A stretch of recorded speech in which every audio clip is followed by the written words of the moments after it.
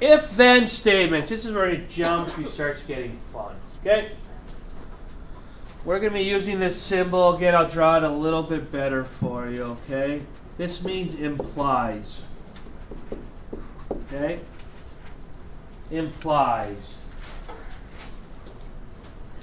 So if you ever saw little a, you would say A implies B. Okay? That's what the arrow means. Later on in this chapter, you'll see arrows that go both ways. Okay? I believe that's 2-4. You'll see that. Okay? A sentence with an if clause and a then clause is called an if-then statement or a conditional. I tend to use the if-then statement a lot. I kind of neglect saying conditional, except when talking with definitions, okay? So, the if part, if it's January 1st, then it is New Year's Day. Okay, that would be an if-then statement. Okay, the if part, it's January, is called the antecedent, okay? So this is your antecedent. It does not include the word if. So if I were to give you a quiz one day, and I gave you a statement, and I said, please give me the antecedent of the statement. If you put the word if in, I will mark it wrong. You understand that? I'm sure we'll have a conversation next Monday, and I'll say, remember back on Wednesday when I told you not to put the if in? Okay? So, the then part is called the consequent. You need to use those terms because after that I'm not describing them. I'm just going to be saying what's the consequent. There is a note on here because if you have friends that are in Mr. Marx's Geometry 10, that book uses the word hypothesis and conclusion. Okay? So this would be the hypothesis and this would be the conclusion. Okay? I'll put consequent here to keep it uniform. I myself may make the mistake of saying the hypothesis. Okay? I try not to. It is worse when I taught both Geometry 10 and Advanced Geometry. I would always mix them up for the classes. So, antecedent, consequent, if-then statements. Okay? We're going to start finding counters, examples, and proving these wrong or right at some point. Okay? Are we good there? If-then. Now, I'm going to go off here for a minute and say,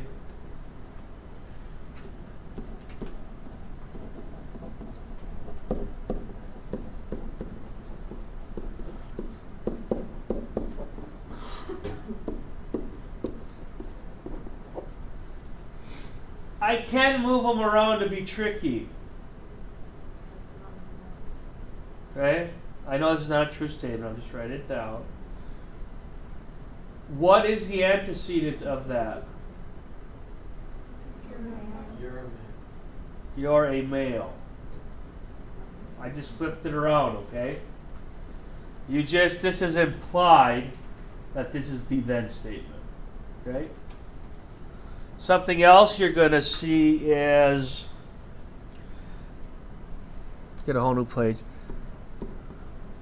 Live in Browerville. Live in Miltona. Live in Minnesota. Sometimes you'll have a whole bunch of statements at the top, and they'll give them letters, A, B, C. And this is where your little symbol comes into play. If A implies, that's a greater than sign. If A implies B, Okay? That means that I'm lazy and I didn't really want to write down if you live in Browerville, then you live in Minnesota. This is a shortcut. Okay? Does that make sense? So, this really means you add the if part, and sometimes you have to add a word to make it grammatically correct. If you live in Browerville, did I spell it wrong? I did it right, didn't I? Browerville, then, oh, that's Miltona, sorry. Then you live in Miltona. Huh? Well, we're not saying if it's right or wrong right now. I'm just saying that's what this means. Obviously, this would be incorrect. We're going to talk about that in a moment, okay? So, you could also say A implies C. That may or may not be correct. You could say B implies C, okay? Just so we know the terminology here. Oops. Okay? This is the confusing part. So I'm going to give you a minute to write down the definition. This comes out of the book. This is where we kind of lose some kids once in a while. So, okay, an instant of a conditional. Terrible title. I don't know why they called it that. An instant of the conditional is a specific case in which both the antecedent and the consequent of the condition are true. Okay, if I go back to a couple ones I did here.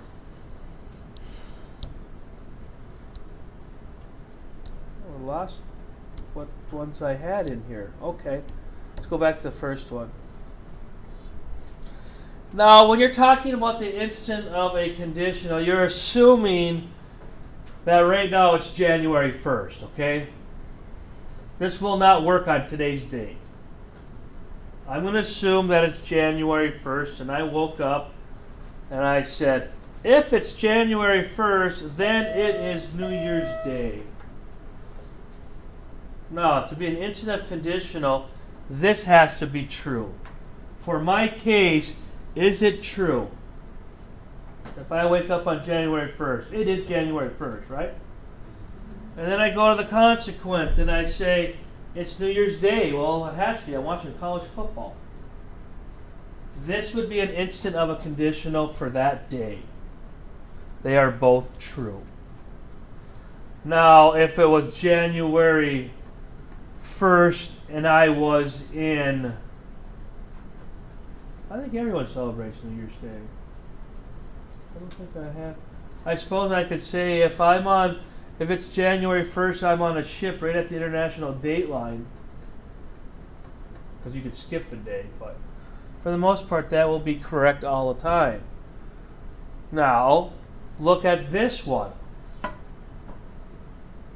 The antecedent is you're a male. Gordon, are you a male? Okay. So that's true for him. Do you play football? No, he does not. Would this be an instant of a conditional? No. But that would change. Trevor, yes, and yes. Okay? Instant of conditionals are all over the place. They're easy to find. Okay? From the example in the book, here's your diagram. They give you this. This is what I would give you on a test. I would give you a statement or a picture, and I would say if a figure is a segment, then it is a convex set. Everyone remembers what convex is, right? Okay? Krista, what's a convex set?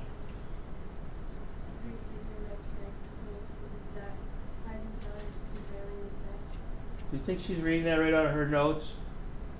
In your own terms, what is a convex set? Can't hide from someone. Anywhere on this line, I'll be able to see them.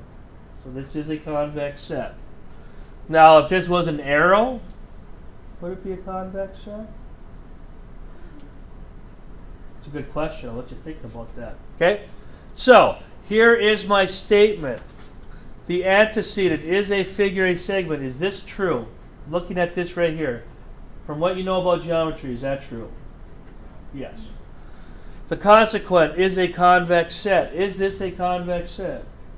Yes. Okay. This would be an instant of the conditional. Okay? Making sense?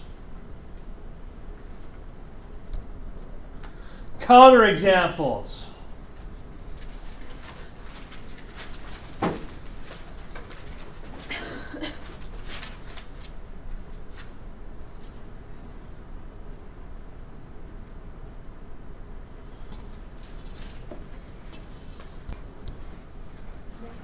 Counterexamples. You will be finding these all the time.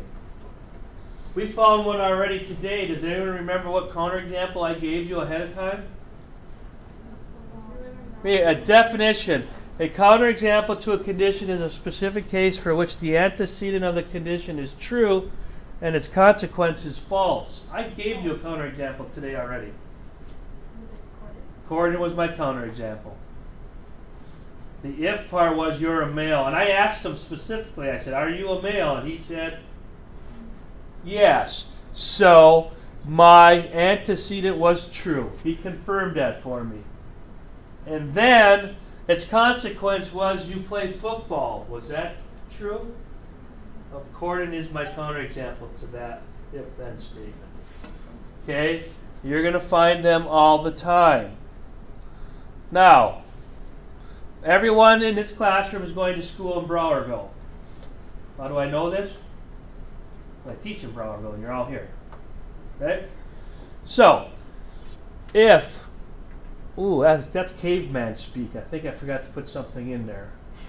If go to school in Browerville, hopefully someone saw a mistake there. Okay. If you go to school in Browerville, then you live in Minnesota. Right now, everyone, boom. Is the antecedent true? Is the consequent true? Yes. For this classroom? Yes. Yes. Okay. Would it be different in a different classroom? There's a gray area here. Yeah. No, what about like foreign Foreign exchange student would be my gray area. I think technically they still live here. So we'll, you know. Okay. Now, just for giggles and for an intro for tomorrow, I'm going to rewrite this. Okay? If you live in Minnesota,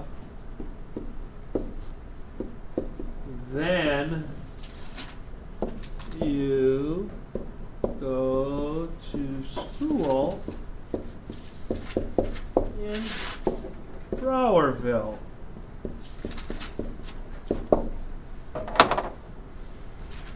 I flip-flopped it. I changed the if and then statement. Now let's look at it. If you live in Minnesota, do all of you live in Minnesota? Yeah. Okay, that's true. Then you go to school in Browerville.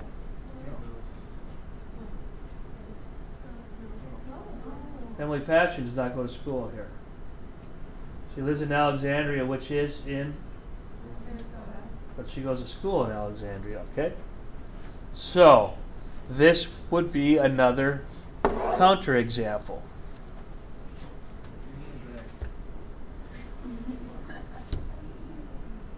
Okay? You'll find counterexamples all the time. You'll get so good at it, it's just boom, boom. It's really fun because it gets to the point where I'm going to stand up here and start giving you if-then statements, and you'll start throwing out counterexamples like crazy, okay?